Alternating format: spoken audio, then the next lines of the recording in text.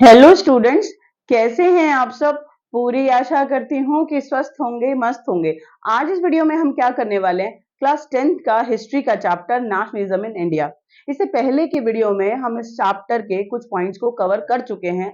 Causes of non cooperation आपको समझ में आया होगा, आपको मीनिंग ऑफ सत्याग्रह, आपको अर्लियर सत्याग्रह, रोलेक्ट एक्ट, जलियांवाला बाग, खिलाफत movement, Hind Swaraj, first world war impact on India, एक एक कर ये सारी चीजें मैं समझा चुकी हूँ। ठीक है, आज इस वीडियो में जो हमारा पहला टॉपिक है वो कि different community people participate in non cooperation.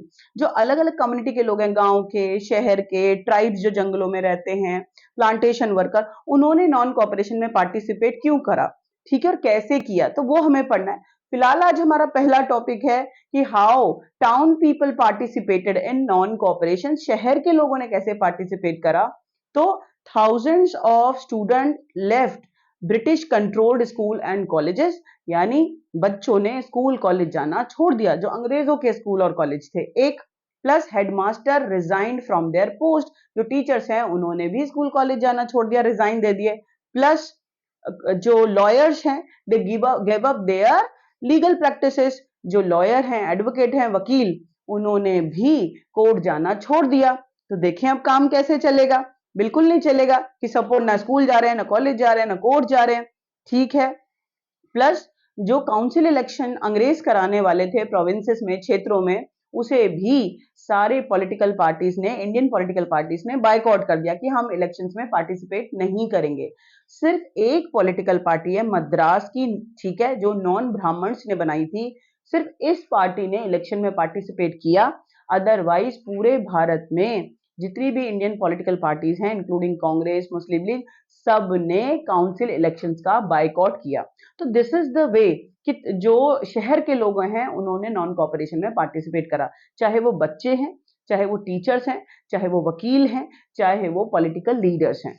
आपको इतनी बात समझ में आ गई होगी कि जो बच्चे हैं, thousands of students left their school and colleges, headmaster resign, council elections को कर दिया गया बायकॉट। सिर्फ जस्टिस पार्टी है, नॉन ब्राह्मण ने बनाई है, इन्होंने इलेक्शंस में पार्टिसिपेट किया था। तो आपको पता चला कि शहर के लोगों ने कैसे बायकॉट किया और कैसे नॉन कॉपरेशन में पार्टिसिपेट करा। इतनी बात आपको समझ में आ गई होगी। आगे चलते हैं, क्या लिखा हुआ है कि the effect of non cooperation on economy. जब नॉन कॉपरेशन हुआ during the non cooperation time period 1921 और 2, that time period what was the condition of economy, हमारे देश की जो इकोनॉमी है कैसी है, नॉन कॉपरेशन की वजह से क्या चेंज हुए, ड्रास्टिक ड्रामेटिक चेंज हुए। ठीक है, during non corporation people boycott foreign goods, foreign clothes, यानी विदेशी कपड़ा, विदेशी चीजों का बहिष्कार कर दिया, छोड़ दिया। एक बात आपको समझ में आ गई। एंड देखो, foreign goods were boycott, liquid shops pick it up, यानी शराब की दुकानों के आगे धरना दिया गया। Foreign clothes burnt in huge bonfire, ये आपको पिक्चर दिखाई दे रही है, नॉन कॉपरेशन में जो विदेशी कपड़ा है उसको आग लगा दी गई, कोई नहीं पहन रहा है, अच्छी बात है। Import of foreign clothes halved between 1921 to 1922, यानी 21 और 20 के बीच में जो विदेशी कपड़ा इंपोर्ट होके भारत आता था वो आधा रह गया। ठीक है, जितना भी विदेशी कपड़ा भारत आता था उसका सिर्फ आधा ही प्रोडक्शन हमारे देश में आ रहा था।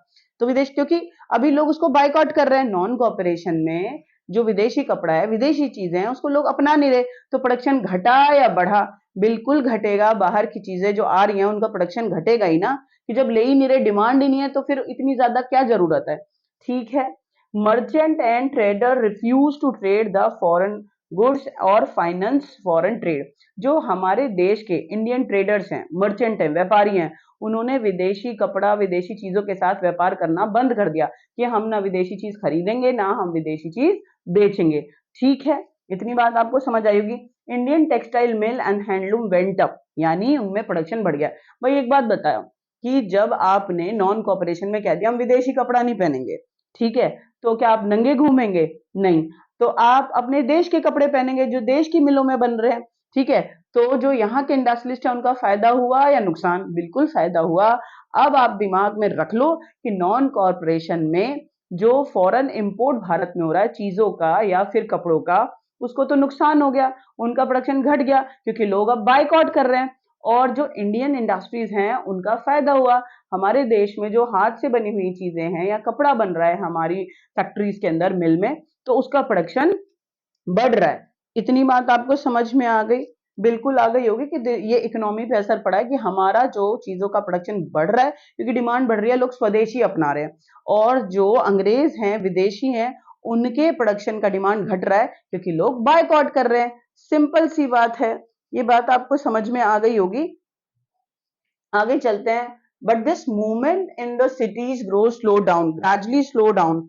देखो, मैंने आपको ये बताया कि जो शहर के बच्चे हैं उन्हें स्कूल कॉलेज जाना छोड़ दिया, वकीलों ने कोर्ट जाना छोड़ दिया, काउंसिल इलेक्शंस में पार्टिसिपेट नहीं करा, तो on a large scale with enthusiasm people participate in non cooperation. भाग भाग के पार्टिसिपेट करा, आजादी चाहिए, अंग्रेजों से पीछा छुड़ाना है, गांधी जी को विश्वास करा। बट ऐसा क्या हो गया कि soon this enthusiasm gradually slow down. शहरों के लोगों में ये जो उबाल था, गुस्सा था, वो ठंडा पड़ गया और धीरे धीरे नॉन कॉपरेशन स्लो डाउन हो गया शहर के अंदर। क्यों? Because khadi was expensive.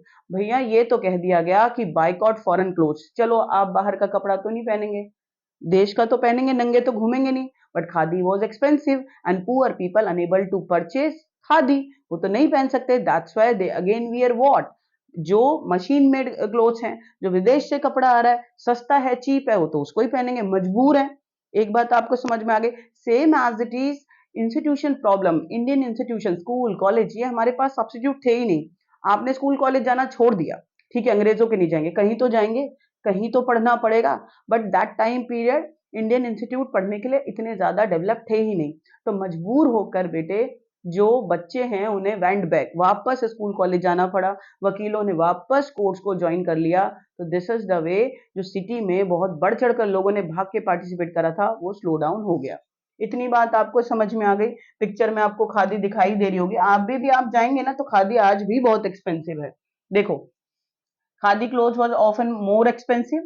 Similarly, boycott British institution posed a problem. British जो इंस्टीट्यूशन है आपने छोड़ तो दिए, स्कूल कॉलेज तो कहाँ जाना है।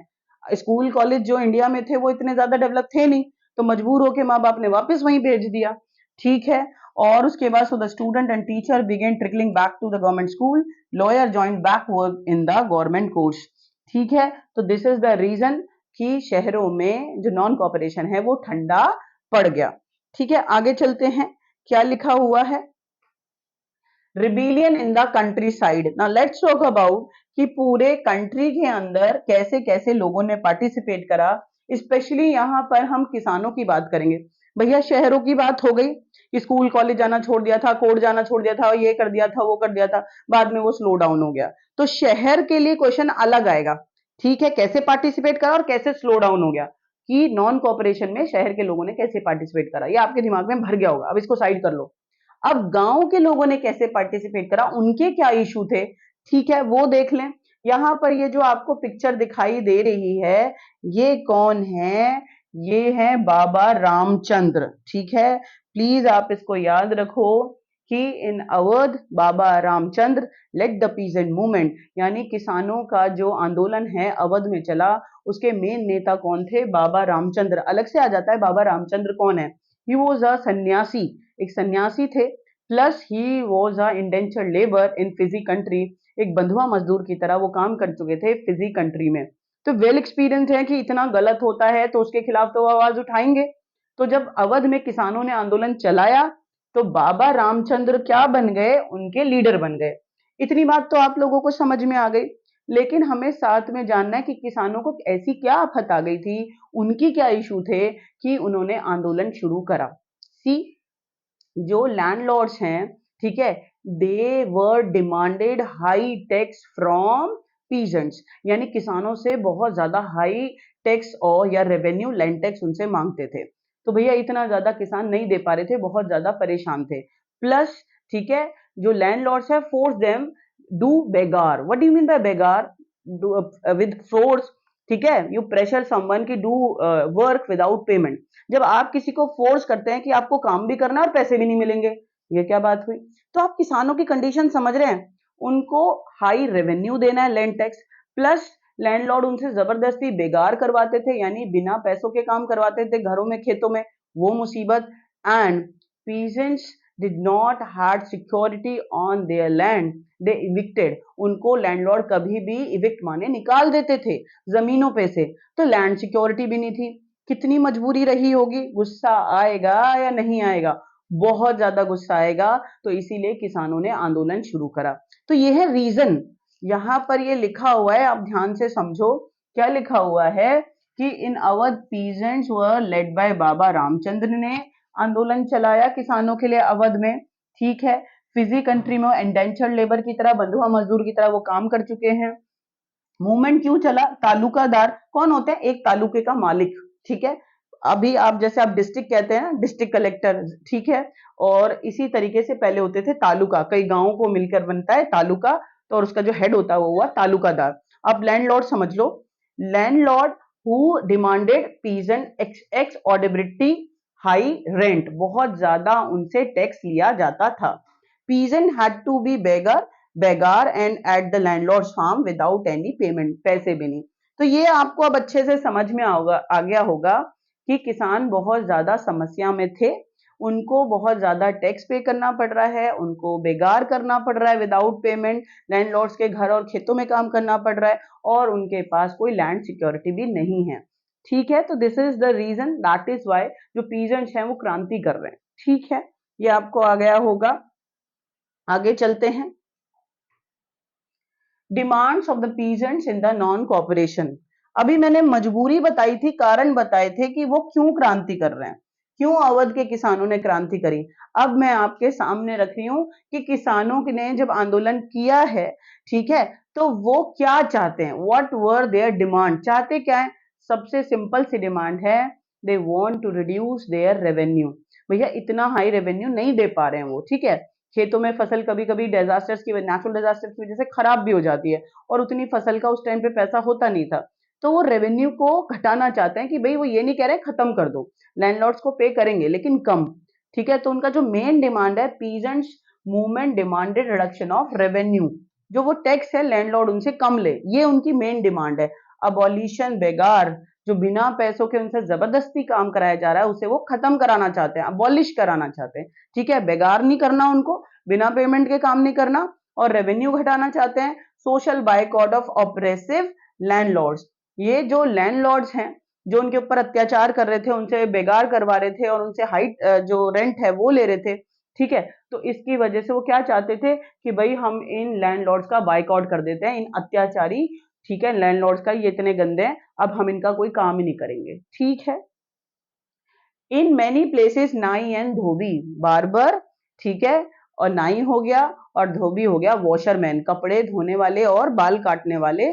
तो इन्होंने क्या करा कि बहुत सारे जो गांव हैं वहां मीटिंग्स हुई पंचायत में, और डिसाइड हुआ कि we do not provide services to landlords like नाई एंड धोबी, ना उनके बाल काटेंगे ना उनके कपड़े धोएंगे, सोशल बाइकॉट ऑफ लैंडलॉर्ड। तो दिस इज द वे, भाई किसान है बंदूक थोड़ी चलाएंगे, तो दिस इज द वे कि वो अपनी क्रांति कर रहे हैं, वो बहिष्कार कर रहे हैं, उन्हें समझाना चाह रहे हैं कि आप हमारे साथ गलत कर रहे हो। बात समझ में आ गई आपको? इतनी बात आपको समझ में आ गई होगी कि ये किसानों के डिमांड है, किसान ये चाहते हैं, बहुत परेशान हैं कि भैया हमारा लैंड टैक्स कम कर दो, हमारा बेगार जो है ये सिस्टम इसको बंद कर दो, अबॉलिश कर दो, बहुत गंदा है, ठीक है। और वो सोशल बाइकआउट करना चाहते हैं ऑपरेसिव लैंडलॉर्ड्स का, हुआ, ये डिमांड है।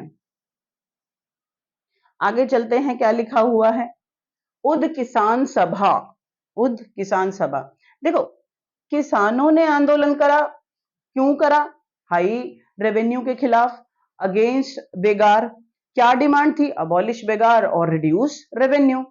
लेकिन इसके अलावा ये तो किसानों ने, जो बड़े लीडर हैं वो उनके लिए क्या सोच रहे थे, जैसे कि Jawaharlal Nehru travelled village to village and try to understand problem of peasants and farmer, यानी जवाहरलाल नेहरू गांव गांव घूमे, उन्होंने किसानों की समस्या को सुना और वो चाहते थे कि किसानों की जो समस्या है उनका समाधान हो। तो व्हाट ही डिड, उन्होंने क्या करा? तो विद द हेल्प ऑफ बाबा रामचंद्र उन्होंने उद किसान सभा, किसानों के लिए एक सभा खोली, क्या नाम है? उद किसान सभा। यहां पर आप देखो, और ये रहे किसान, आपको याद रहेगा कि उनके लिए एक मीटिंग डिसाइड करी कि भाई हम इनके लिए क्या क्या कर सकते हैं, तो दिस इज द वे आप समझेंगे कि 1920 में जवाहरलाल नेहरू हैं, गांव-गांव जा रहे हैं, अवध गए हैं, लोगों के जो प्रॉब्लम है उन्हें समझ रहे हैं। अक्टूबर में उद किसान सभा उन्होंने खोल दिया, जवाहरलाल नेहरू और बाबा रामचंद्र ने मिलकर, ठीक है। और प्लस इन्होंने क्या करा, एक महीने के अंदर 300 ब्रांच, जैसे एलआईसी है ना, तो एक एलआईसी की ब्रांच थोड़ी है, ठीक है, उसके बहुत सारे ब्रांच है ना भारत के अंदर, या कोई स्कूल होता है उसके बहुत सारे ब्रांच होते हैं, ठीक है। तो इसी तरीके से उद किसान सभा बाबा रामचंद्र और जवाहरलाल नेहरू ने किसानों के डेवलपमेंट के लिए खोला, और एक महीने के अंदर इसकी 300 ब्रांच, कितनी ब्रांच, 300 ब्रांच बहुत सारे गांव में अलग अलग खोल दी। ठीक है, इतनी बात आपको समझ में आ गई होगी। तो this is the way of Congress leader Jawaharlal Nehru and Baba Ramchandra try to sort out the problem of peasants. किसानों की समस्या को दूर करने के लिए उन्होंने उद किसान सभा को खोला और एक महीने में 300 ब्रांच और उसकी अलग अलग स्टैब्लिश कर दी। ठीक है, इतनी बात आपको समझ में आ गई होगी। अब इससे आगे का पोर्शन हम अगले वीडियो में करेंगे। तब तक के लिए आप बहुत खुश रहो, बहुत पढ़ते रहो और बहुत ज्यादा व्यस्त रहो। ठीक है।